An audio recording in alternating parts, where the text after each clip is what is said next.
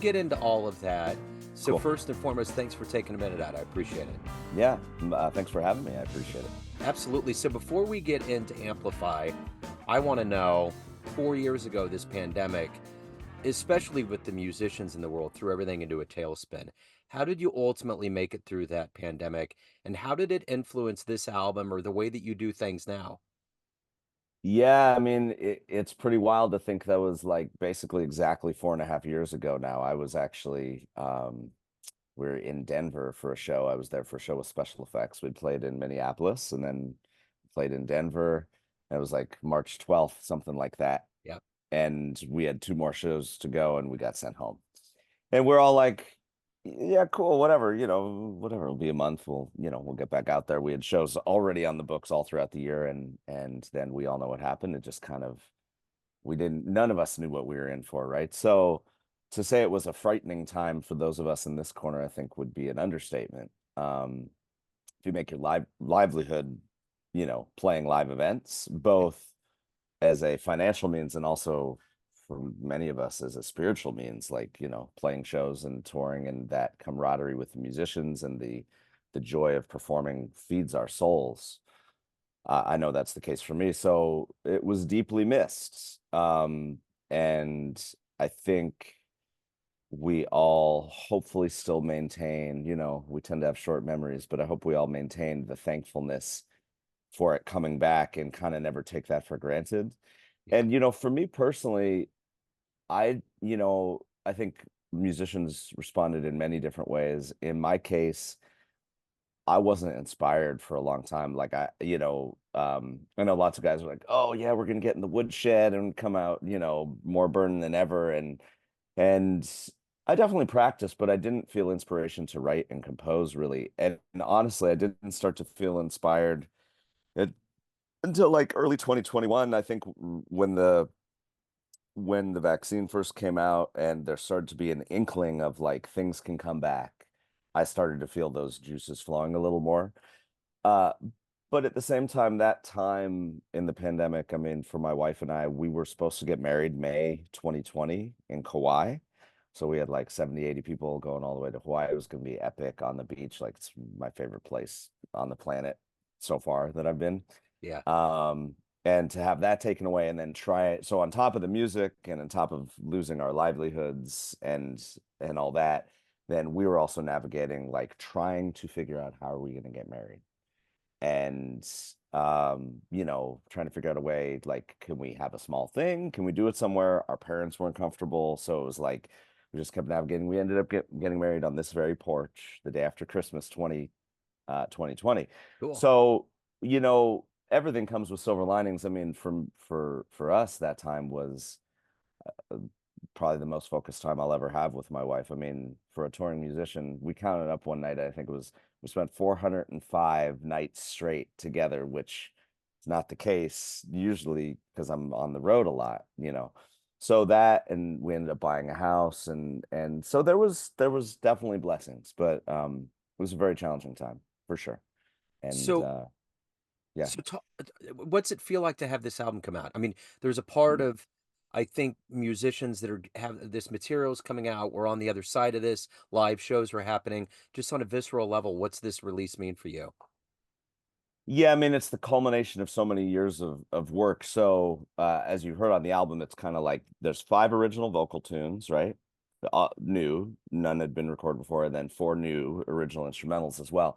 So the vocal tunes had all been finished literally just before the pandemic. I want to say we added the last one to the live show a couple months before. We had played it a few times, right? So you're talking, stuff that I'd been composing. The first one of those, Shades of Love, I think we first added in 2017. So it's a culmination of a lot of work. Now, all the instrumental stuff all came later. It all came post-pandemic, and my wife and I also had our first daughter, or our first child, I should say. She happens to be a daughter, Yeah.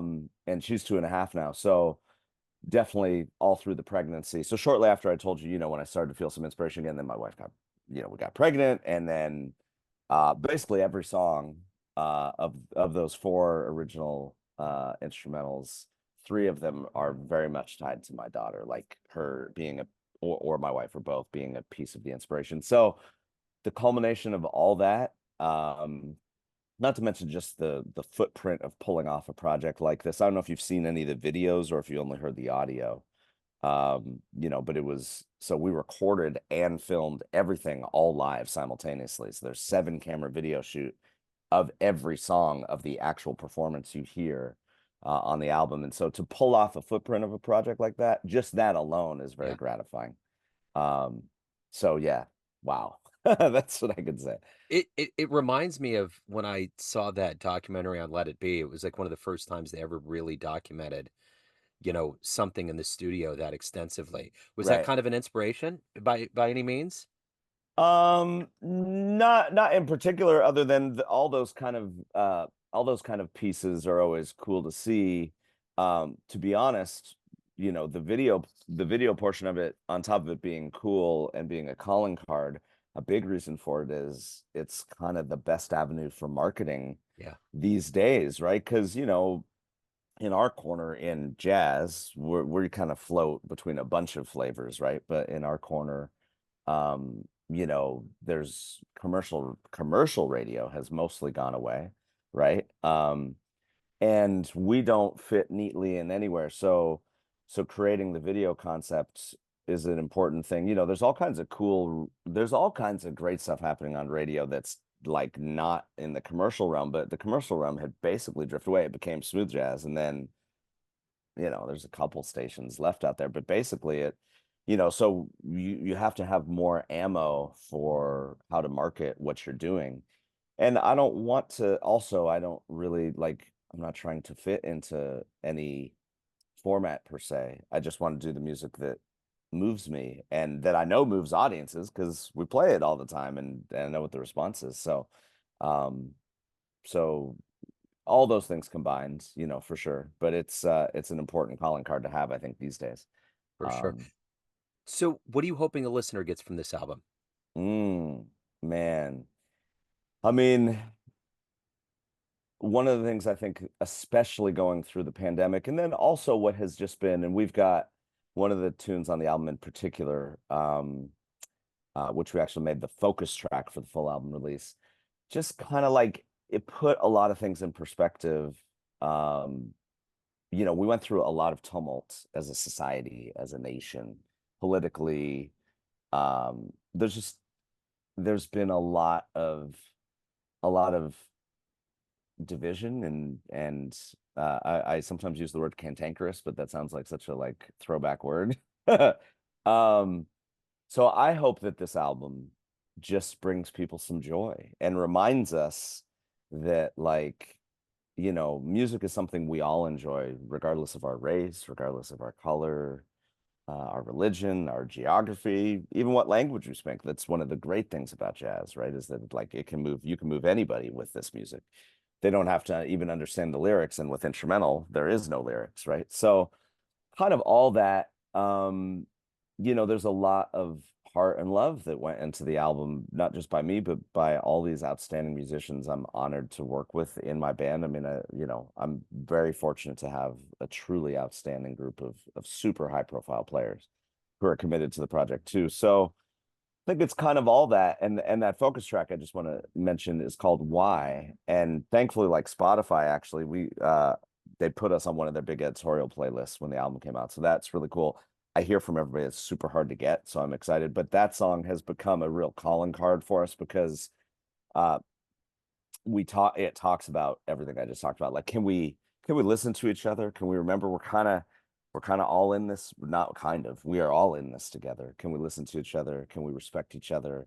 Can we remember that also in general, we all want the same things. There's a lyric in this in the song like that. And I've always had that view. It's like, regardless of all this kind of noise that divides us and whatever, like everybody wants a better life for their family, for themselves, to be safe, to be healthy, for their children to grow up, and achieve better things. And then, I mean, that's generally the human condition. Yeah, So I hope that that we can do our small part both through the recorded album and also touring to just bring people together, spread some positivity, remind people that we are a community. And that's one of the things I love about shows. I look out in the audience, and we talk about this every time, especially when we play this song Why.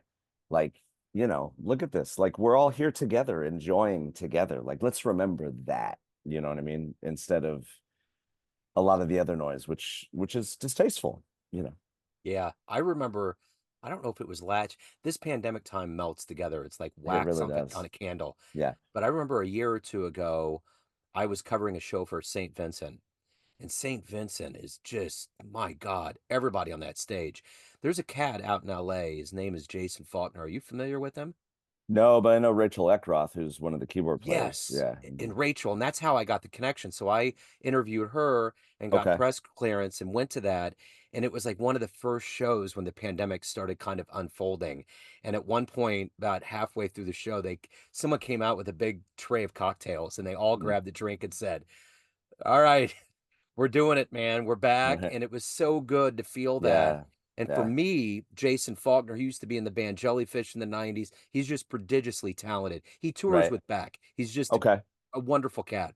Sure. To feel that, and it just goes back to what you're saying, the beauty of being in this business of interviewing musicians and just people in general is that we are all so much alike. And this political machine that divides us and makes us all feel like we're so disparagingly different is so fallaciously dumb. It's so wrong. It's not even accurate in any way, shape, or form. Because it's just like you said, you hit the nail on the head. You want to have a good life for your family, leave this planet in a better way, and you just want to feel good about being on this planet. It's like it's Right. very simple. Yeah. And yeah, and that's one of the beauties, and honestly, one of the gifts to me, and I think I can speak on behalf of all my colleagues, at least in my band, that's one of the gifts of what we get to do. Like, listen, being on the road isn't for the faint of heart. I know people, might have a certain view of it, thinking it's glamorous or whatever. It can be, but it's generally not, right? Like Right. it's generally, a 3:30 a.m. lobby call and then two flights, and then maybe you get a quick nap at the hotel and then go to sound check and then play a show. If it's at a like club, you're probably playing two shows and then you're getting back to your hotel and then you're doing it all over again. But when we get to spread some joy and someone from the audience comes up to me and tells me how much something meant to them, Yeah. that's the payoff. Forget the money. For like that's the payoff. It's like we did our part. We spread some positive, and there's always this battle between whatever good and evil, positive and negative. These forces in the world just exist.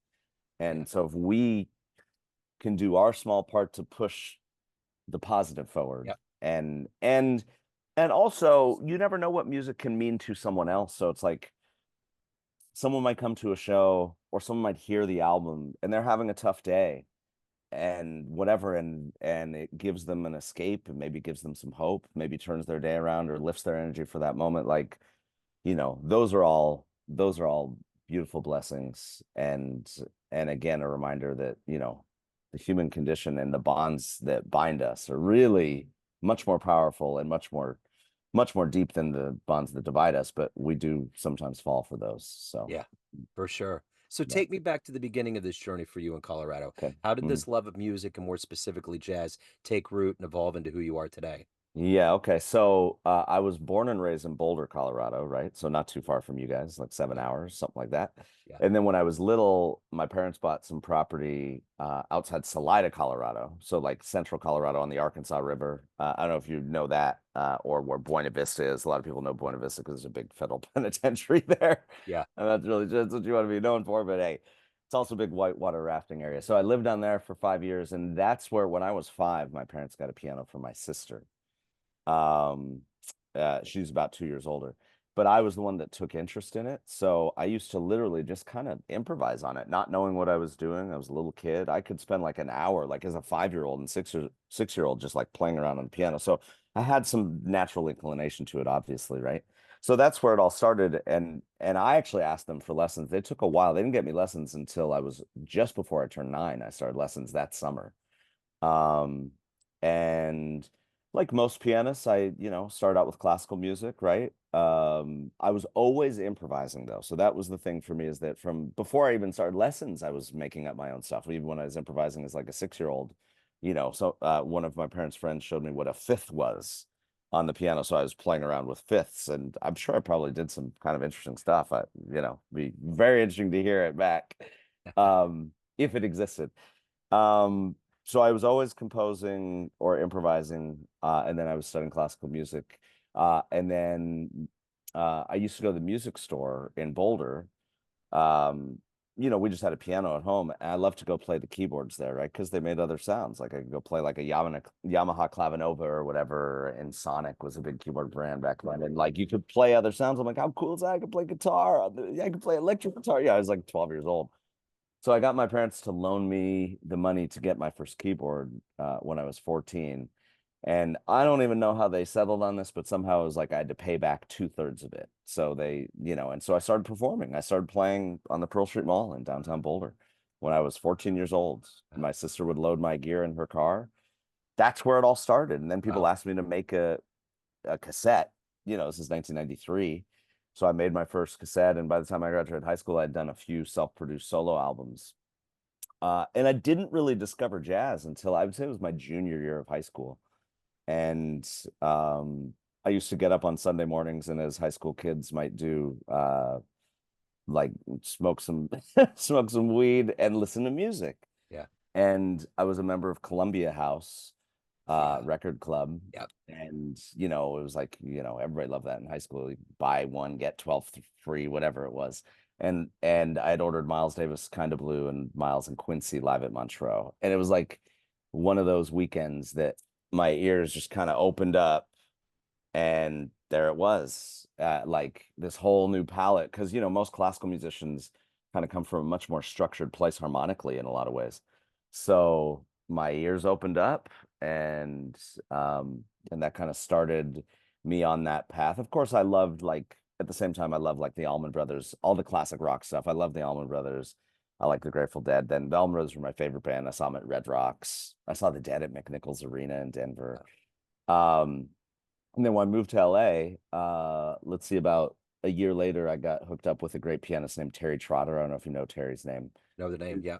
Yeah, I mean Terry was a big session musician, and at that time he had been playing with Natalie Cole for ages. He played with everybody. He was in Simon Garfunkel and whatever, Larry Carlton's band for years and years. And he was the one that really started me learning jazz, like my first standard. So I was like 18 or 19.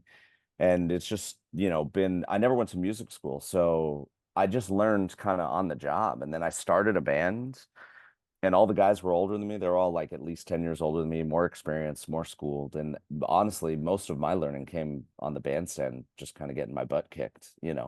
You're playing with really great people who can really, really play and really improvise and take solos.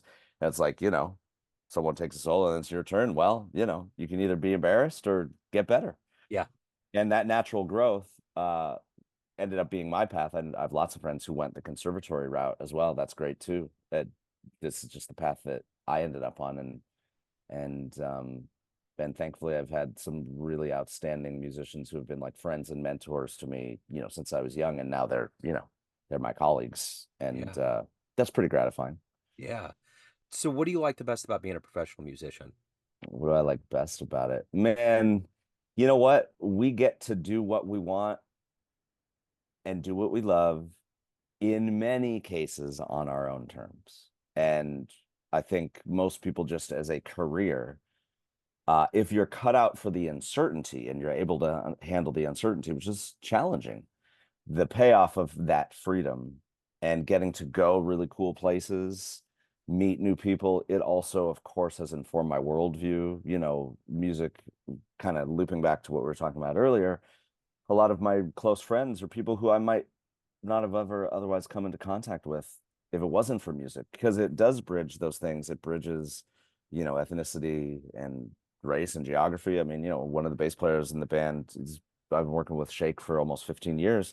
He's from Senegal. I don't know what the odds are that he and I ever connect if it's not for music. So all those things, and then when I met my wife 7.5 years ago, she loves to travel, and so we've been able to share in some really cool trips too. She comes to the select shows that are most appealing Yeah. to her, and so to get to share that and now take my daughter to them. I mean, my daughter, when she was 6 months old, was at the Dell Music Center in Philly, and we opened for Babyface to like, sold out 6,000 people. That's pretty cool. Yeah, that is Yeah. cool. Yeah. So why do you love jazz? Why do I love jazz? The freedom and spontaneity of even having a composed piece of music, whether it be a standard or whether it be your own music or a more through composed piece, but that combination of composition and improvisation and the freedom to let it take you wherever it goes every night. That to me is the spirit of it. As a guy who's not like, I'm not a straight ahead player. I've never done a straight ahead record. I mean, yeah, I play standards at home and practice and whatever, for sure. But for me, in the mold, especially what I do like professionally, it's those things and yeah, it's just, it's so intuitive and authentic, Yeah. right? You Yeah. are in the moment and that's what you are. And sometimes that moment is pure magic and sometimes that moment isn't. And those are both okay Yeah. because you're living for the moment. For sure. So at the end of the day, everyone has a perception of you. Family, Hmm. friends, fans, but you run the show. What's your Mm. perception of you? Who do you think you are? Who do I think I am? That's a good question. I've never been asked that question. That's There's a a lot very of people original. that haven't. Who do I think I am? I think I am a dreamer and at the same time a pragmatist, and those things actually can live at odds with each other in many ways. Um, my wife would say I should just be a dreamer a little more. So it's that a creator, a leader, hopefully a good one at that, and being ethical and honest and hopefully being a good person Yeah. uh in addition to what I do musically. I mean, I know there's a famous quote excuse me, quote from Charlie Hayden that maybe, just maybe, if you're like, you can be what is it? I'm paraphrasing, but basically if you're a good person first, maybe, just maybe, you can be a good musician. Yeah. And I think that's powerful stuff, man. It is. So, Certainly is. yeah. So we get off this call, time machine pulls up to your porch. You can go anywhere in the history of jazz and see one show. Where are you going? Wow. Anywhere in jazz.